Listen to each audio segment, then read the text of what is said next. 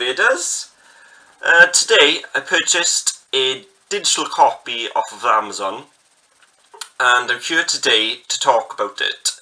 It's the new comic series written by Christopher Cantwell titled Star Wars Obi-Wan Kenobi.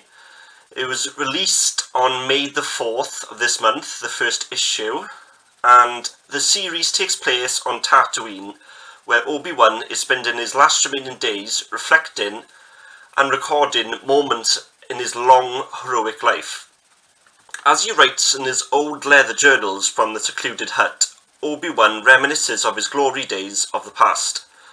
From a young Jedi in training, his tests as a Padawan, his Jedi knighthood, the Clone Wars, and early tribulations as a master. The first issue, Younglings Challenge, takes place on the memory of a narrow encounter on Coruscant as an 8-year-old youngling. The opening of the comic is as expected with Obi-Wan, or more appropriately Ben, as he was called at the time on Tatooine. He reflects on the harsh climate of the planet and the dangers within. In his rugged tattered robes, he seems to be trying to pass the time as he contemplates his solitary existence. As he remembers a past time of feeling alone. The story then takes you to a time of his childhood in the Jedi Temple on Coruscant. The young initiate, Obi-Wan, wakes to find his friend missing from their sleeping quarters. As he goes to search for him, calling out his name in the process, he eventually finds his friend alone on a rooftop looking out at the city lights in the distance. His friend tells of nightmares she's having of a person's face, scared and screaming in pain as she gets the feeling that the person is in great danger. The boy is adamant that this is real even after he had a talk with Yoda, to which he was told that the dreams may not be the truth. The friend Garen leaves to pursue this dream, to which Obi-Wan objects, as he says he is his only friend. Garen then discloses that Obi-Wan doesn't need him and that he is loved by the clan. Garen then acknowledges that the person in his dreams is his father and that she must go. As Garen Rand leaps on the top of the building into the abyss below, Obi-Wan follows in the hope of stopping Garen, in the process foolishly breaking code and putting himself at risk for a great friend. Garen was swift and soon lost Obi-Wan, but he didn't give up and searched for hours. Using his training of the Force to guide him, Garen was always keeping on Obi-Wan on the right path and keeps him strong in times of need. He thought he couldn't just let her go. His struggle at times with great trials of the temple were nothing compared to the first real test yet to come. As the youngling was approached by the group of thugs trying to threaten him, he decided to use a force power he had only read about in texts, the Jedi mind trick. He used this to ward off the criminals. His attempt worked for the most part, with the weaker-minded thugs succumbing to it, but the droid of the group was having none of it and knew exactly what he was trying to do. As a fight breaks out between Obi-Wan and the thugs, he got to test out some abilities that he had learned along the way from his training. He felt like he was not ready for an engagement such as this, but still he was managing just fine. But that was a brief moment. He soon found himself in trouble. Then, at just the right time, Garen appears and aids her friend in the fight. As the fighting continued, another figure approached the scene. Nodras K. Zabrak Garen had met not an hour before. Garen tells the Zabrak to call off her men, and the fighting stops. Nodras was a major crime lord of a group called the Black Sun, but Obi-Wan didn't know that at the time. Garen had told Obi-Wan of the agreed exchange for Nodras, to help her get off-world. The deal comprised of the Eden silver necklace that belonged to her family, that Garen had been hiding under her mat at the temple. Jedi were forbidden to have attachments, to which Obi-Wan voiced his disapproval. Garen was willing to depart from the jewellery to save her father, and Obi-Wan declared that he was coming with her.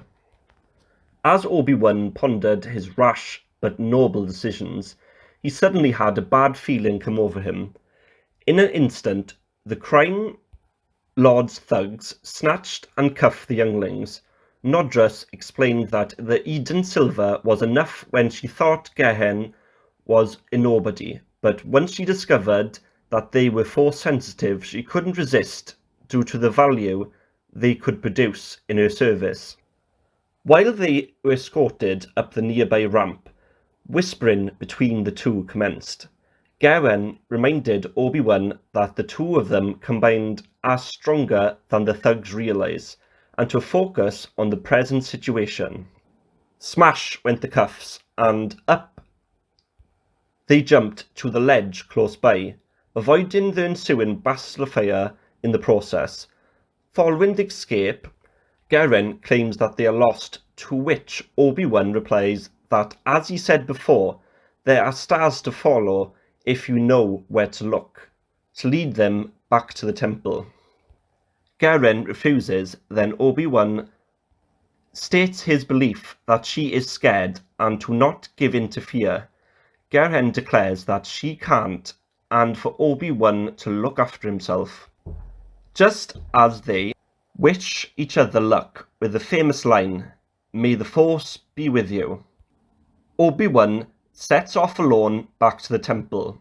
As he stepped of the first steps of the Jedi temple stood Yoda. Yoda said Garen was gone and that Obi-Wan must now start to rely on himself. Yoda collects a broom using the Force and gives it to young Obi-Wan, telling him to think on this new knowledge. The story alters back to the present time, with Obi-Wan Kenobi reflecting that he doesn't see Garen after that night, and hoped she didn't give in to her fear, like he hoped he wouldn't in the near future. Overall, the first issues of this comic series is, in my opinion, starting off on the right path. It's a nice little opening comic. I like that the first issue started off when he was young, and I'm hoping that it gradually goes through stages in his life, from young to old. I think it'll be a nice build-up to where he is presently in this comic series. The chronicling of his past stories reminds me of Bilbo Baggins in Lord of the Rings. We don't know much about Obi-Wan as a youngling, or before the Phantom Menace, so any extra content is good in my book. Obi-Wan seems at odds with his emotions and was a bit hypocritical when he preached to Gehen about attachments. It just goes to show that he isn't a perfect Jedi, and that possibly it was a good thing for himself that Garen left the Jedi due to his attachment to her. He seems to be well connected to the Force and a capable fighter even at his young age of 8, but still a bit emotionally flawed. He puts his others before himself, which is a trait he carries through his heroic acts throughout the franchise. In the present timeline,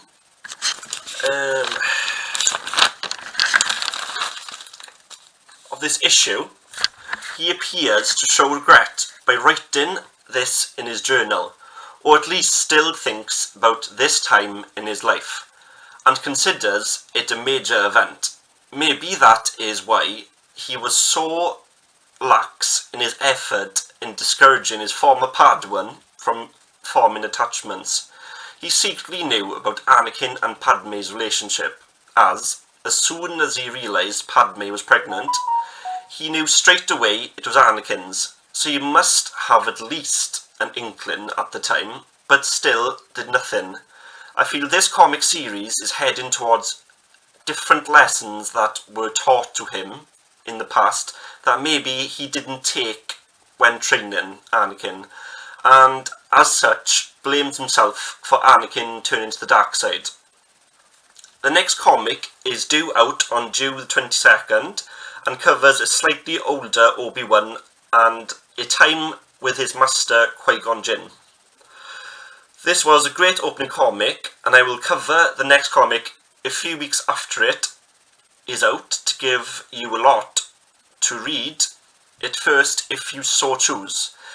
If not, come to my channel to watch it so I can give you an overview and my thoughts on it.